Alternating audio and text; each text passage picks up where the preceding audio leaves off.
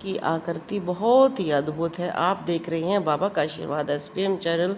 मेरा नाम सुमन मलिक, रोहतक हरियाणा से। तो बहुत सारी आकृतियाँ अलग अलग होती हैं और नई नई आकृतियाँ दिखाने के लिए हम डेली आपके लिए एक वीडियो डालते हैं।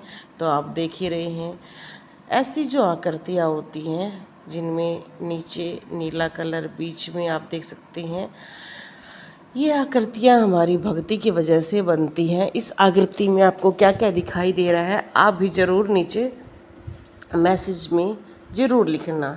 तो ये आकृति हमारी ज़्यादातर हमारे जैसे कि नाग देवता बने हुए हैं। हमारे हरियाणा में, यूपी में, बिहार में, राजस्थान में कई स्थानों पर हमारे जितने भी पितर होते हैं उन्हें नागदेव का रूप मानते हैं और पूजते भी हैं। इसलिए बहुत सारे व्यक्ति भी ये कहते हैं कि जब हम पूजा कर रहे होते हैं, अगर हम आंख बंद कर लेते हैं तो हमें लगता है जैसे कि हमारे पास कोई बड़ा सा नाग बैठा हुआ दिखाई दे रहा है। कई व्यक्तियों को तो छाया दिखाई देती है, जैसे कि इस दीपक में बहुत बड़ी छाया भी बनी हुई है, बिल्कुल ब्लैक रंग की, और नीचे बहुत ही सुंदर लाल फूल, ऊपर नाग देवता फन के साथ दिखाई दे रहे हैं। तो हमारे ये रिवाज बहुत ही सालों से पुरानी मानी जाती है। हमारे यहाँ पर कहा जाता है कि जितना सुंदर सांप होता है, गोल्डन, पीला और इस तरह के जो सांप हैं उनको पितरों का रूप माना जाता है।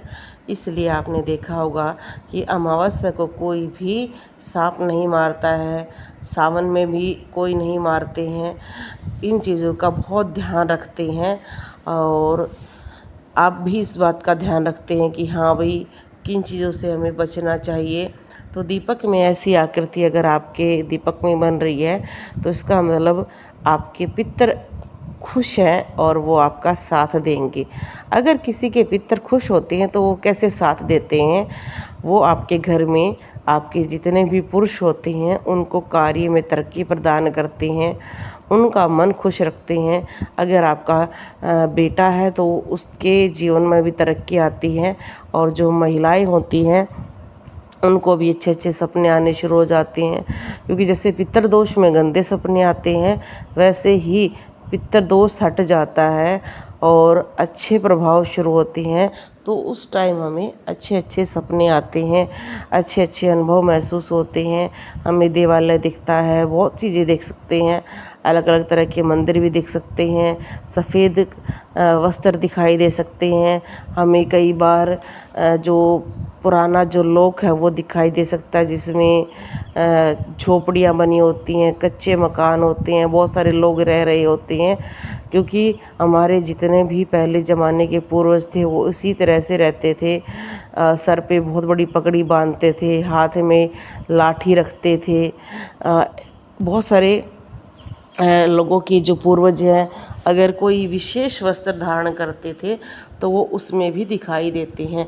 जैसे बहुत सारे व्यक्तियों को मैंने देखा है कि अगर उनके पूर्वज बहुत ज़्यादा पूजा करते थे, कई गेवा रंग पहनना शुरू कर देते थे, कोई लाल रंग पहनना शुरू कर देते थे। तो वो अलग अलग क्षेत्रीय प्रभाव भी होता है या अपनी पसंद भी कह सकते हैं। तो ऐसे में आपको ये चीज़ें दिखाई दे सकती हैं। दीपक पर ऐसी आकृति बनती है तो उस टाइम हमें गायत्री मंत्र का भी जाप करना चाहिए। ये ज़रूरी नहीं है, देखो बहुत सारे लोग कहते हैं हमें कितना जाप करना चाहिए। अगर एक गृहस्थ व्यक्ति गायत्री मंत्र को 11 बार भी, एक बार दिन में 11 बार भी बोलता है तो उसका जीवन उत्तम हो जाता है।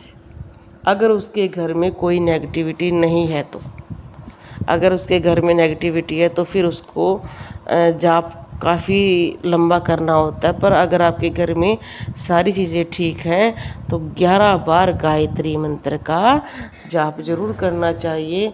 ये सभी जानते हैं कि हमारे हिंदू धर्म में स्कूलों में भी गायत्री मंत्र का जाप करवाया जाता था। वो इसलिए करवाया जाता था क्योंकि ये मंत्र बहुत ही शुभ होता है, हर व्यक्ति के लिए होता है। इसका कोई नेगेटिव प्रभाव नहीं होते हैं, क्योंकि कुछ मंत्रों के नेगेटिव प्रभाव होते हैं जिसकी वजह से उनको गुस्सा ज़्यादा आना शुरू हो जाता है, या काफ़ी समस्याएं आ जाती हैं। पर गायत्री मंत्र में ऐसा कुछ भी नहीं होता है। गायत्री मंत्र बहुत ही उत्तम होता है। इससे आपके घर में बहुत ही अच्छा लाभ होता है और ख़ासकर अपने बच्चों को ज़रूर सिखाना चाहिए, क्योंकि हम सभी जानते हैं कि हमारी उम्र के लोगों ने गायत्री मंत्र स्कूल से ही सीखा था। तो अगर किसी का स्कूल है, कोई प्ले स्कूल है, किसी तरह का भी स्कूल है, तो आप उस स्कूल में गायत्री मंत्र का जाप जरूर कराएं, क्योंकि ये मंत्र बड़ा है, इसलिए लोगों को याद करने में आसानी होती है और बच्चों को ये याद कराना बहुत उत्तम होता है। छोटे बच्चों के लिए ये सात्विकता देता है, मन को खुश रखता है।